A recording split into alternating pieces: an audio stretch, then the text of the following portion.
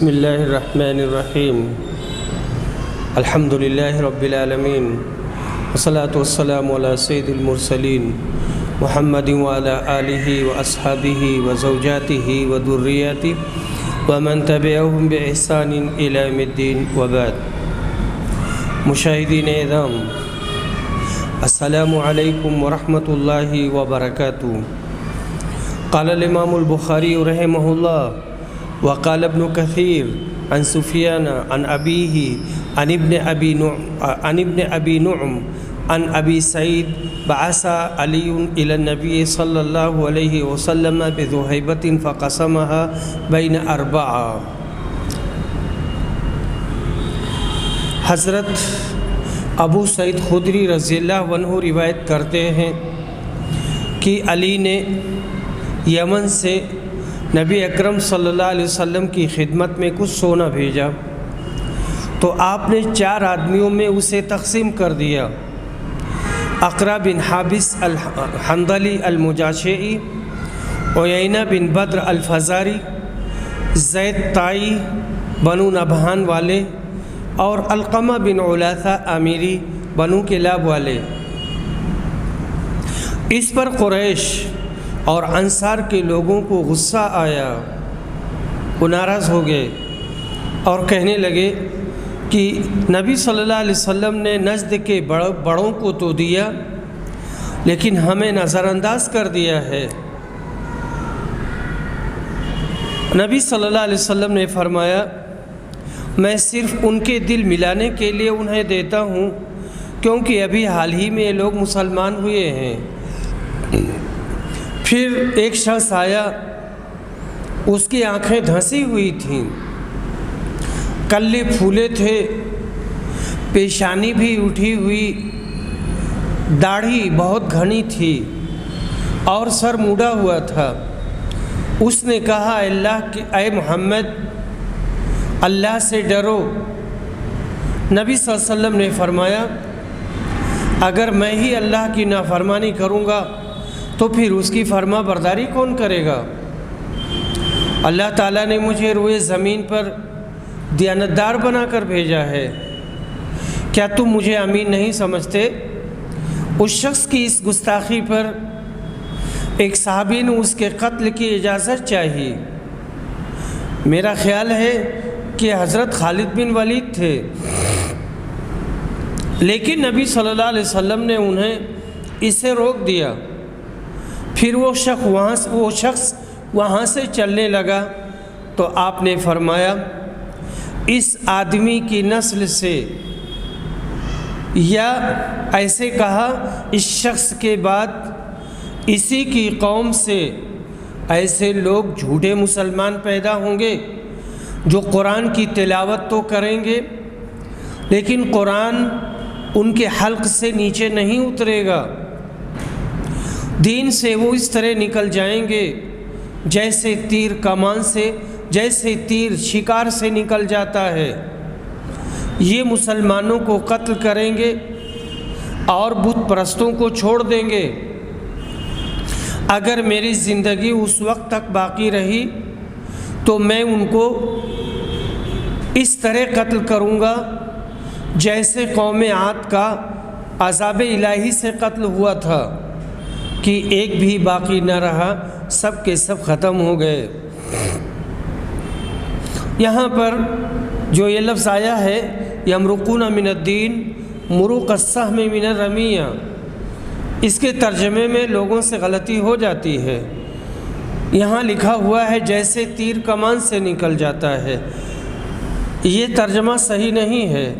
جیسے تیر شکار کو پھاڑ کر نکل جاتا ہے، اتنا تیز تیر ہوتا ہے کہ وہ شکار پھاڑ کے نکل جاتا ہے۔ اس حدیث کے آخر میں قوم عاد کے عذاب الہی سے ہلاک ہونے کا ذکر ہے۔ اس مناسبت سے یہ حدیث یہاں درج کی گئی۔ جس بدبخت گروہ کا یہاں ذکر ہوا ہے یہ خارجی تھے، جنہوں نے حضرت علی کے خلاف خروج کیا، ان کے خلاف بغاوت کی، ان پر کفر کا فتویٰ لگایا، خود اتباع قرآن کا دعویٰ کیا آخر حضرت علی سے مقابلے میں یہ لوگ مارے گئے۔ دینداری کا دعویٰ کرنے اور دوسرے مسلمانوں کو بنظر حقارت دیکھنے والے آج بھی بہت سے لوگ موجود ہیں۔ لمبے لمبے کرتے پہنے ہوئے، ہاتھوں میں تسبیح لٹکائے ہوئے، بغلوں میں قرآن دبائے ہوئے، مگر ان کے دلوں کو دیکھو تو بھیڑیے معلوم ہوتے ہیں۔ حدیث نمبر 3345 عبداللہ بن مسعود رضی اللہ عنہ روایت کرتے ہیں،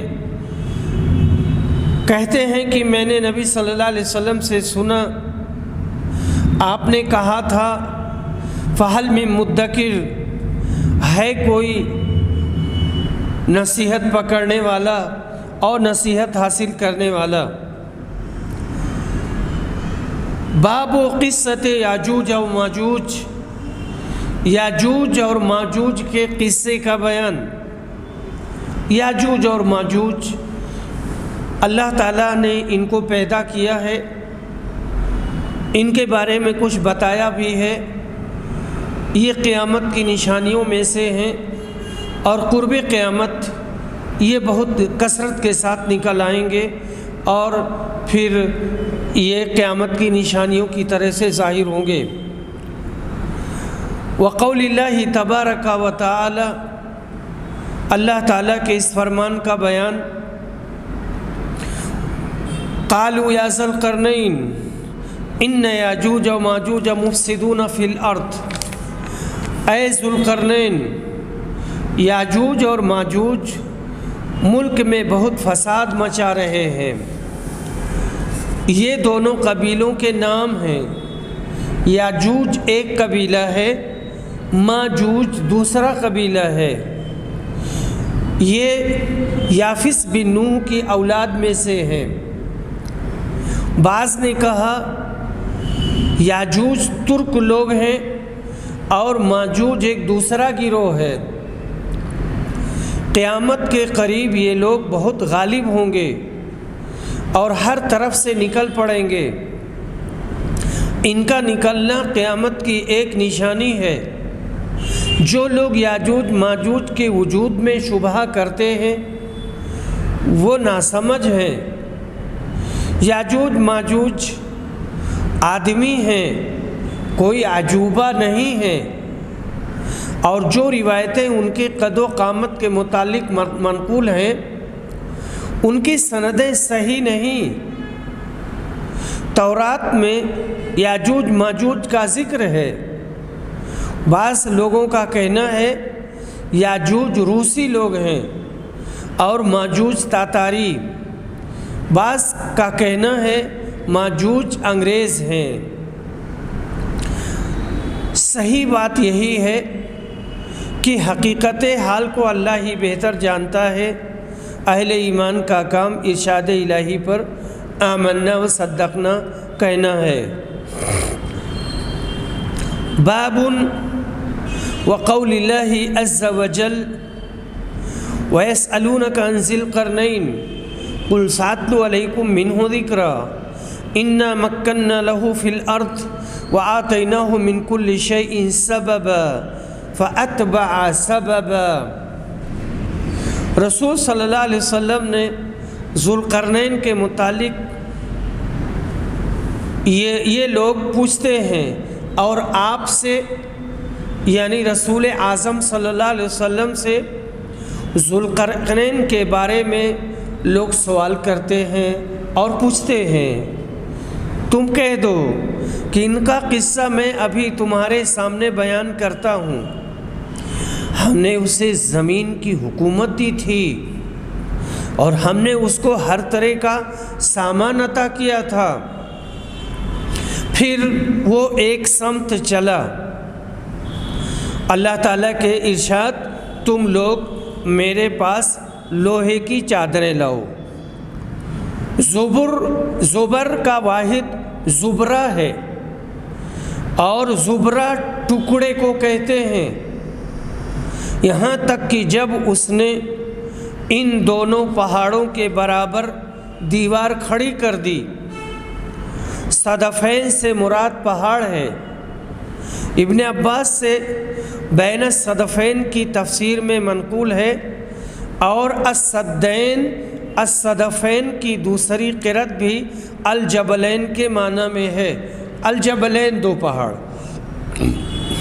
خرجہ بیمانہ محصول اجرت۔ ذوالقرنین نے عملہ سے کہا، جو کام کرنے والے تھے، کہ اب اس دیوار کو آگ سے دھونکو، یہاں تک کہ جب اسے آگ بنا دیا تو کہا اب میرے پاس پگھلا ہوا سیسا تانبا لاؤ تو میں اس پر ڈال دوں۔ افرغ علیہ قطرہ کے معنی ہیں کہ میں اس پر پگھلا ہوا سیسا ڈال دوں۔ قطر کے معنی بعض نے لوہے یعنی پگھلے ہوئے لوہے سے کیا ہے، اور بعض نے پیتل سے۔ ابن عباس نے اس کا معنی تانبا بتایا ہے۔ پھر قوم یاجوج و ماجوج کے لوگ اس سد کے بعد یعنی اس باندھ، سد مانے باندھ، اس پر چڑھ نہ سکے۔ یظہروہ بیمانہ یعلو، اور تعتو لہو سے استفعال کا صیغہ ہے، اس لیے استاء یستطیع بھی پڑھتے ہیں، اور یاجوج ماجوج اس میں سوراخ بھی نہ کر سکے۔ اور یہ جو ہے استاء یستطیع ایک ہی معنی میں ہے۔ ذوالقرنین نے کہا یہ میرے پروردگار کی رحمت ہے۔ پھر جب میرے پروردگار کا مقررہ وعدہ آ پہنچے گا تو وہ اس دیوار کو زمین کے ساتھ ملا دے گا۔ اسی کو کہا ہے دکن۔ عرب کے لوگ اسی سے بولتے ہیں ناقۃ دکا، جس سے مراد وہ اونٹ ہے جس کی کوہان نہ ہو۔ اور الدکداک من الارض کی مثال وہ زمین جو ہموار ہو کر سخت ہو گئی، اونچی نہ ہو، اور میرے رب کا وعدہ برحق ہے، اور اس روز ہم ان کو اس طرح چھوڑ دیں گے کہ بعض ان کا بعض سے گڈمڈ ہو جائے گا، یہاں تک کہ جب یاجوج ماجوج کو کھول دیا جائے گا اور وہ ہر بلندی سے دوڑ پڑیں گے۔ قتادہ نے کہا ہدب کے معنی ٹیلا کے ہیں۔ ایک صحابی رسول نے رسول اعظم سے کہا کہ میں نے اس دیوار کو دھاری دار چادر کی طرح دیکھا ہے، جس کی ایک دھار سرخ ہے اور ایک کالی ہے۔ اس پر نبی صلی اللہ علیہ وسلم نے فرمایا واقعی تم نے اس کو دیکھا ہے۔ ہوا یہ تھا کہ دونوں طرف دو اونچے پہاڑ تھے، یعنی ایک ادھر اور ایک ادھر، بیچ میں وادی تھی اور اس میں راستہ تھا، اسی سے لوگ آتے جاتے تھے۔ یہ دیوار لوہے کی بنا کر ان کا راستہ ہی بند کر دیا۔ بعض کمعقل لوگ اس قصہ پر اعتراض کرتے ہیں کہ اگر یہ دیوار بنی ہوتی تو آج کل ضرور اس کا پتہ لگ جاتا، کیونکہ دنیا کی چھان بین آج کل بہت ہو چکی ہے، اور کوئی ملک اور جزیرہ ایسا باقی نہیں رہا جہاں سیاح نہ پہنچے ہوں۔ ان کا جواب یہ ہے کہ نبی صلی اللہ علیہ وسلم کے عہد مبارک میں تو یہ دیوار موجود تھی۔ صحیح حدیث میں ہے کہ آپ نے فرمایا یاجوج ماجوج کی سد میں اتنا سوراخ ہو گیا، یعنی یاجوج ماجوج کے لیے جو باندھ باندھا گیا تھا اس میں اتنا سوراخ ہو گیا ہے۔ بعد کے لیے بھی ہمارا عقیدہ وہی ہے، وہ جو نبی صلی اللہ علیہ وسلم نے فرمایا ہے۔ یہ ضروری نہیں ہے کہ سیاحوں نے سارے عالم کا پتہ لگا لیا ہو۔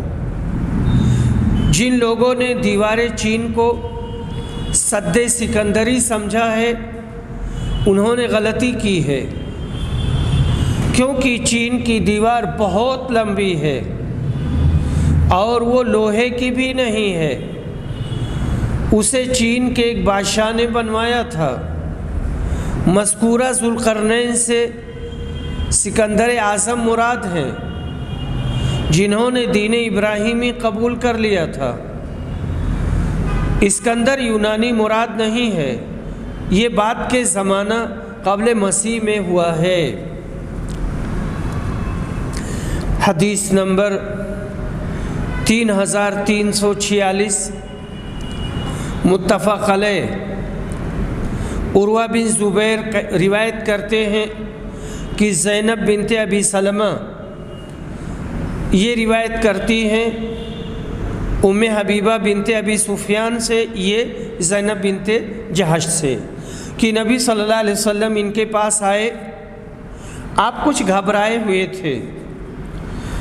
پھر آپ نے فرمایا اللہ کے سوا کوئی معبود حقیقی نہیں، ملک عرب میں اس برائی کی وجہ سے بربادی آ جائے گی جس کے دن قریب آنے کو ہیں۔ آج یاجوج ماجوج نے دیوار میں اتنا سوراخ کر دیا ہے۔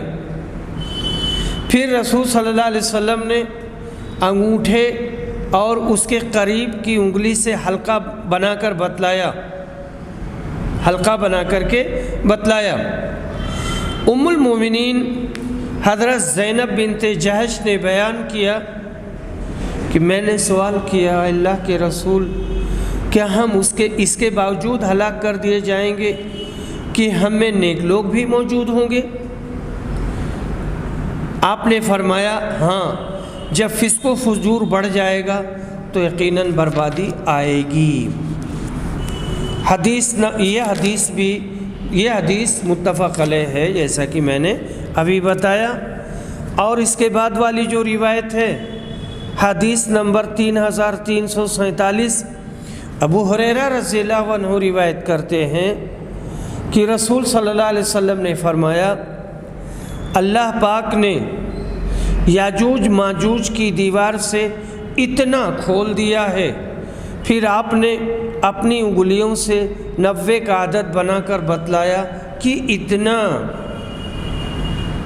ایک روایت میں ہے کہ یاجوج ماجوج روز اس کو کھودتے ہیں، یعنی جو سد اور باندھ بنایا گیا ہے اس کو روزانہ کھودتے ہیں۔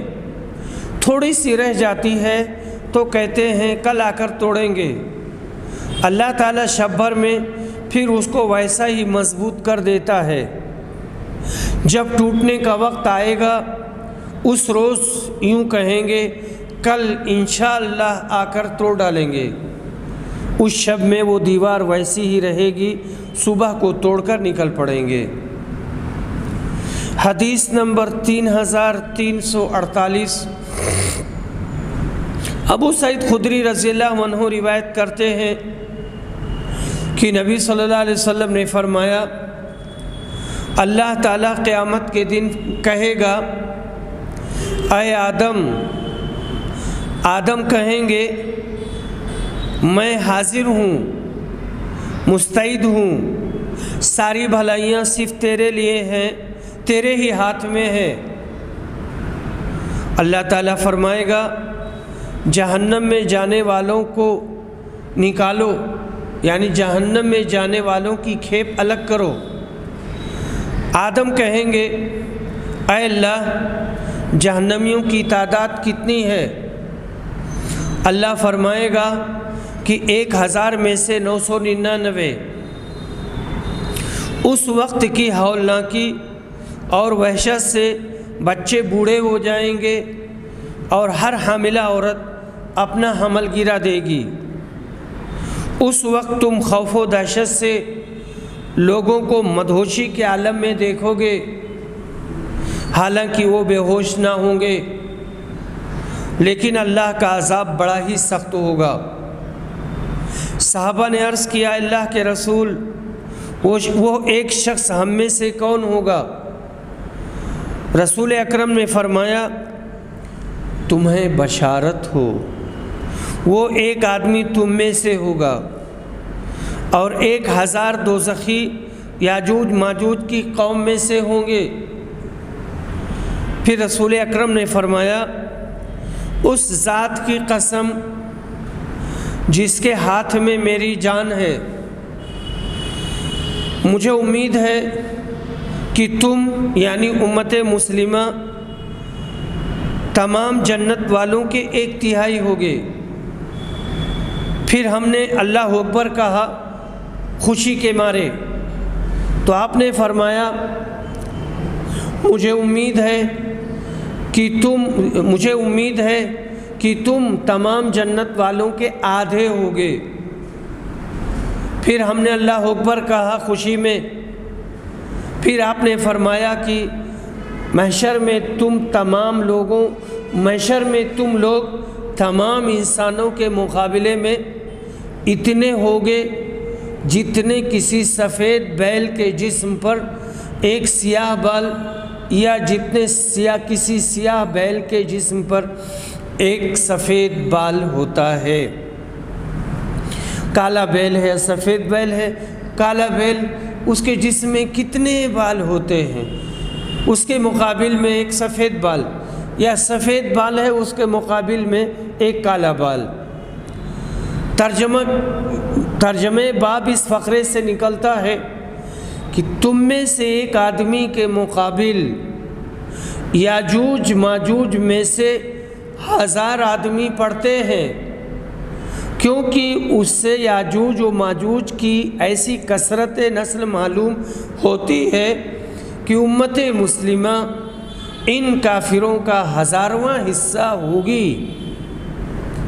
یاجوج ماجوج 2 قبیلوں کے نام ہیں جو یافس بن نوح کی اولاد میں سے ہیں۔ قیامت کے قریب یہ لوگ بہت غالب ہوں گے اور ہر طرف سے نکل پڑیں گے۔ ان کا نکلنا قیامت کی ایک نشانی ہے، علامات کبریٰ میں سے ہے۔ جو لوگ یاجوج ماجوج کے وجود میں شبہ کرتے ہیں وہ ناسمجھ ہیں۔ حدیث سے امت محمدیہ کا بکثرت جنتی ہونا بھی ثابت ہوا، مگر جو لوگ کلمہ اسلام پڑھنے کے باوجود قبروں، تعزیوں، جھنڈوں کی پوجا پاٹ میں مشغول ہیں وہ کبھی بھی جنت میں نہیں جائیں گے، اس لیے کہ وہ مشرک ہیں اور مشرکوں کے لیے اللہ نے جنت کو قطعی طور پر حرام کر دیا ہے، جیسا کہ اللہ تعالیٰ نے فرمایا ہے سورہ نساء میں ان اللہ لا یغفر ان یشرک بہ۔ جو آدمی اللہ کے ساتھ شرک کرے گا اللہ اس کو معاف نہیں کرے گا۔ باب قول اللہ عز وجل واتخذ اللہ ابراہیم خلیلا، اللہ تعالیٰ کے اس فرمان کا بیان، اور اللہ نے ابراہیم کو خلیل بنایا۔ اور سورہ نحل میں اللہ تعالیٰ کا فرمان بے شک ابراہیم ایک امت تھے، اللہ تعالیٰ کے مطیع و فرما بردار، ایک طرف ہونے والے۔ حنیفہ اس کا معنی ہوتا ہے ایک طرف کٹنے والے، ایک طرف ہونے والے۔ اور سورہ توبہ میں اللہ تعالیٰ نے فرمایا ہے بے شک ابراہیم نہایت نرم طبیعت اور بڑے ہی بردبار تھے، بڑے نیک خو تھے۔ ابو میسرہ کہتے ہیں کہ اواہ حبشی زبان میں رحیم کے معنی میں ہے۔ یہ تو اتنا باب رہا۔ اب اس کے بعد میں جو حدیث آ رہی ہے وہ حضرت ابن عباس کی ہے۔ ابن عباس نبی صلی اللہ علیہ وسلم سے روایت کرتے ہیں، آپ نے فرمایا تم لوگ حشر میں ننگے پاؤں، یعنی میدان محشر میں ننگے پاؤں ننگے بدن اور بن ختنہ جمع کیے جاؤ گے۔ پھر آپ نے اس آیت کی تلاوت کی، جیسا کہ ہم نے پیدا کیا تھا پہلی مرتبہ ہم ایسے ہی لوٹائیں گے، یہ ہماری طرف سے ایک وعدہ ہے جس کو ہم پورا کر کے رہیں گے۔ اور انبیاء میں سب سے پہلے حضرت ابراہیم کو کپڑا پہنایا جائے گا اور کپڑا دیا جائے گا، اور میرے صحابہ میں سے بعض کو بائیں جانب لے جایا جائے گا، تو میں پکار اٹھوں گا کہ یہ تو میرے اصحاب ہیں، میرے اصحاب، لیکن مجھے بتایا جائے گا کہ آپ کی وفات کے بعد ان لوگوں نے پھر کفر اختیار کر لیا تھا۔ اس وقت میں بھی وہی جملہ کہوں گا جو نیک بندے عیسیٰ علیہ السلام کہیں گے، جب تک میں ان کے ساتھ تھا ان پر نگراں تھا۔ اللہ تعالیٰ کے ارشاد حکیم تک۔ ان سے مراد وہ لوگ ہیں جو نبی صلی اللہ علیہ وسلم کی وفات کے بعد ابو بکر کی خلافت میں مرتد ہو گئے تھے، یہی لوگ حوض کوثر سے بھگائے جائیں گے۔ حضرت ابو بکر نے ان سے جہاد کیا، یہ دیہات کے بدوی تھے، بدوی اعرابی اور دیہاتی کو کہتے ہیں، جو برائے نام اسلام میں داخل ہوئے تھے، صرف نام کے مسلمان ہوئے تھے، حقیقی معنی میں اسلام ان کے دل و دماغ میں داخل نہیں ہوا تھا۔ اور نبی صلی اللہ علیہ وسلم کی وفات کے ساتھ ہی پھر مرتد ہو کر اسلام کے خلاف مقابلہ کے لیے کھڑے ہو گئے تھے۔ یہ جو یا تو منافق تھے یا اسلام کے غلبہ سے خوف زدہ ہو کر اسلام میں داخل ہو گئے تھے، اور انہوں نے اسلام سے کبھی کوئی دلچسپی سرے سے لی ہی نہ تھی۔ ان مرتدین نے خلافت اسلامیہ کے خلاف جنگ کی اور شکست کھائی یا قتل کیے گئے۔ حدیث نمبر 3350، حضرت ابو ہریرہ رضی اللہ عنہ روایت کرتے ہیں کہ نبی اکرم نے فرمایا، ابراہیم علیہ السلام اپنے والد آزر سے قیامت کے دن جب ملیں گے تو ان کے والد کے چہرے پر سیاہی اور غبار ہوگا۔ حضرت ابراہیم کہیں گے کہ میں نے آپ سے نہیں کہا تھا کہ میری مخالفت نہ کیجیے۔ وہ کہیں گے کہ آج میں آپ کی مخالفت نہیں کرتا۔ حضرت ابراہیم کہیں گے کہ اب رب نے تو وعدہ فرمایا تھا، اے رب۔ حضرت ابراہیم کہیں گے، اے رب تو نے وعدہ فرمایا تھا کہ مجھے قیامت کے دن رسوا نہیں کرے گا۔ آج اس رسوائی سے بڑھ کر اور کون سی رسوائی ہوگی کہ میرے والد تیری رحمت سے سب سے زیادہ دور ہیں۔ اللہ تعالیٰ فرمائے گا کہ میں نے جنت کافروں پر حرام قرار دی ہے۔ پھر کہا جائے گا کہ ابراہیم تمہارے قدموں کے نیچے کیا چیز ہے؟ وہ دیکھیں گے تو ایک ذبح کیا ہوا جانور خون میں لتھڑا ہوا ہوگا، اور پھر اس کے پاؤں پکڑ کر اسے جہنم میں ڈال دیا جائے گا اور جہنم میں پھینک دیا جائے گا۔ زیخ کا ایک معنی ہوتا ہے دلیر بھیڑیا، زیادہ بالوں والا، یا بجو ترجمہ زیادہ کیا جاتا ہے، لیکن دلیر بھیڑیا بھی کیا جاتا ہے۔ وہ ان کے پیر کے نیچے پڑا ہوا ہوگا۔ اس حدیث سے ان نام نہاد مسلمانوں کو عبرت پکڑنی چاہیے جو اولیاء اللہ کے بارے میں جھوٹی حکایات و کرامات گڑھ گڑھ کر ان کو بدنام کرتے ہیں۔ مثلاً یہ کہ بڑے پیر جیلانی صاحب نے روحوں کی تھیلی حضرت اسرائیل علیہ السلام سے چھین لی، جن میں مومن و کافر سب کی روحیں تھیں، وہ سب جنت میں داخل ہو گئے۔ ایسے بہت سے قصے بہت سے بزرگوں کے بارے میں مشرکین نے گڑھ رکھے ہیں۔ جب حضرت خلیل اللہ جیسے پیغمبر قیامت کے دن اپنے باپ کے کام نہ آ سکیں گے تو اور دوسرے کسی کی کیا مجال ہے کہ بنا اذن الہی کسی مرید یا شاگرد کی بخشش کروا سکیں۔ وآخر دعوانا الحمد للہ رب العالمین۔